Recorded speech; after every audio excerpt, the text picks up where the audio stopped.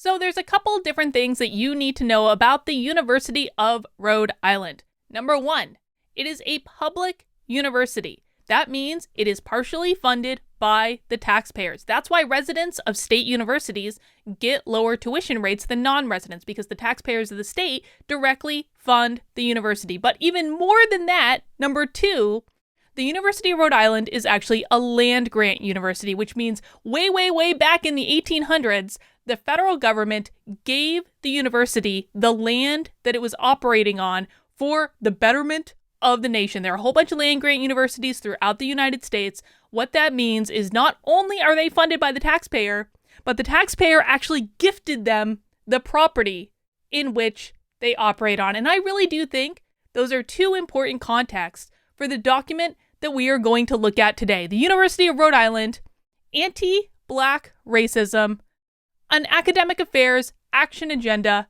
for 2021, working together to eliminate racism and social injustice. Yes, the university has gone woke, and we are going to walk through all of the ways in which this is going to impact their students, their faculty, and their staff, funded totally by the taxpayers of the state of Rhode Island. So before we get into that, listen, if you enjoy content like this, I do content almost every single day of the week around news, politics, culture, really focusing in on critical theory, social justice, trying to debunk all of the woke chaos and helping people understand what's going on in our daily lives. If you like this type of content, please consider subscribing to the channel. There's a big red button down there somewhere. Turning on notifications, leaving a comment, all that stuff. In addition, you might want to join my locals community. YouTube likes to censor me every now and again. They like to randomly unsubscribe people from my channel. And so locals is a place where I will never be censored. I will never be banned.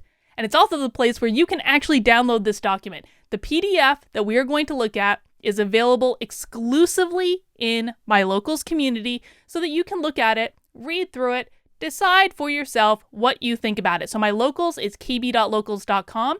If you want to support the work I'm doing, you can join as a member at $5 a month or at $50 a year, or make a one-time gift, and I really do appreciate it. All right, let's walk through this document to see what the University of Rhode Island is doing. We're not going to read the whole thing.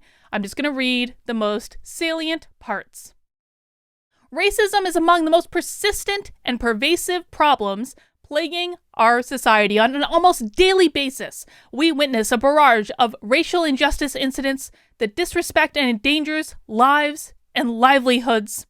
The university also acknowledges the need to utilize an intersectional approach to address racism, ethnocentrism, heterosexism, sexism, and inequities relating to all groups and community members whose rights and liberties may be at risk. So there's a couple things you want to note, especially from that highlighted paragraph. Number one, they are explicitly embracing the idea of intersectionality. Number two, they're explicitly embracing the idea of equity. Intersectionality, of course, is a term coined by Kimberly Crenshaw to basically say that people can be oppressed in multiple ways. They can be both black and a woman, and those two identities intersect and they get extra oppression points. It's kind of a way of saying we are embracing the oppression hierarchy that the woke use to assign points for different levels of oppression. Equity is a different problem. So equity is not to be confused with equality. Equality means equality of opportunity. That's what we all want. We want people in our society to have as much access to opportunity as they could ever want in their lives, and then it's on them to go and take advantage of that opportunity. Equity is different. It's not about equality of opportunity. It is about equality of outcomes. What that's going to do is it's going to equalize outcomes, which doesn't mean lifting all people up. It means pulling all people down to the most mediocre of levels, because when you're instituting equity of outcomes, you can't get everyone to the very highest level. The only thing you can do is pull down the exceptional to the mediocre level. Let's continue. Strategy number one. Check this out. Infuse anti-racism, social justice, and DEI perspectives into the curriculum. So the University of Rhode Island is going to ensure learning outcomes that reflect anti-racism, inclusiveness, equity, and social justice perspectives are included in disciplinary curriculum of all colleges. There are 9 colleges at the University of Rhode Island. They have colleges like engineering, health sciences, life sciences, like hard science discipline, and they are going to infuse anti-racism and equity across all of those disciplines. Strengthen the general education program to ensure all students receive meaningful education in the areas of race, racism, and injustice. Consider instituting a Social Justice 101 course requirement for all students as part of general education. Reconsider the URI 101 course and move towards more effective and directed education focused on social justice, equity, and inclusion. What they're telling you is that the University of Rhode Island is going to make a concerted effort to infuse all of this nonsense, all of the woke nonsense that we read about every day. They're not only infusing it into like liberal arts curriculum, they are going to force every single student that enters the University of Rhode Island to learn this material. Consider instituting a Social Justice 101 course requirement for all students as part of general education. But the students won't be the only ones learning it. Let's look at strategy number 2. Expand professional development focused on anti-Black racism and racism overall. So they keep using the term anti-Black racism. I just want to note, they actually addressed this specifically earlier in the presentation. What I think happened is they were working on creating this document before the Anti-Asian Hate Initiative. I think they were working on creating it in response to George Floyd, and then the anti-Asian stuff came in and they were like, ooh, we have to account for this. So they do actually speak to this up here. Let's see. We seek to address discrimination and disrespect aimed at the Black community, which we believe will help address the inequities and oppression faced by Asian, Black, Latinx, and Indigenous students, faculty, and staff in our community. So basically they're saying, everyone else was an afterthought, but we're pretty sure the strategies that we're using for Black people are going to affect other people. I just thought that was honestly kind of funny. Let's see. Work collaboratively with leadership to blah, blah, blah. Expand diversity, social justice, and anti-racism professional development programs aimed specifically at administrators, deans, chairs, program directors, faculty, and staff with a clear focus on both curriculum content and inclusive pedagogy. Inclusive pedagogy is basically the idea that you should use non-gendered language in the classroom because you want to include everyone, no gendered language allowed, that you make sure you know everyone's pronouns on a daily basis, and that you really make a constant effort to check your subconscious bias, and also that you give credence to the lived experiences of students in the classroom. So if student is like in an engineering class and they say, I feel discriminated against in this class because I'm the only Black person, because let's be honest, it's the University of Rhode Island, it's going to be a pretty white campus. Like if they say, like, I am the only Black person in this class, and therefore I am the target of systemic racism, that means the professor actually has to give credence to that lived experience. That's what inclusive pedagogy means. It means a lot of other things too. Some schools are taking it to mean that they're removing ideas from like Western civilization and the Enlightenment specifically and replacing it with other types of curriculum. So it means a lot of things, but basically when you see inclusive pedagogy, you think woke. That is what you need to think.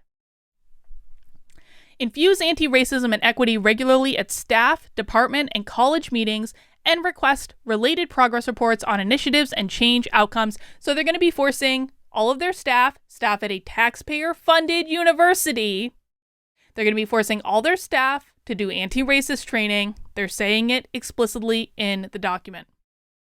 Moving on, transform search and hiring processes, prioritize recruitment, hiring, and retention of staff and faculty of color. Well, this to me seems like a pretty blatant violation of the Civil Rights Act, but I actually am zoning in specifically on this bullet point right here. As part of every faculty search, seek a statement from applicants that addresses demonstrated experience in and commitment to DEI and anti-Black racism. So they are saying explicitly that if you are applying to a faculty position at the University of Rhode Island, you are going to have to craft a diversity, equity, and inclusion statement. One of two things is true from this, because here's the thing. It is not legal to make hiring decisions based on criteria that do not pertain directly to the person's ability to meet the core functions of the job. That's illegal. It's like why you can't use personality tests in hiring, right? Like I've worked with lots of companies to do work style assessments. Like how are they going to show up in the workplace? How are they going to communicate? How are they going to interact with their coworkers? Things like that. You cannot use those assessments when you are making hiring decisions. They're great for informing how they might fit in. They're great for, after they get hired and they're onboarding and you want to have a good sense of the culture of how the team is shaping up. Great for lots of things. You cannot use them for hiring decisions. It is not legal. And that's because a person's personality does not pertain directly to their ability to perform the core functions of their job. So by saying this, the University of Rhode Island is saying one of two things.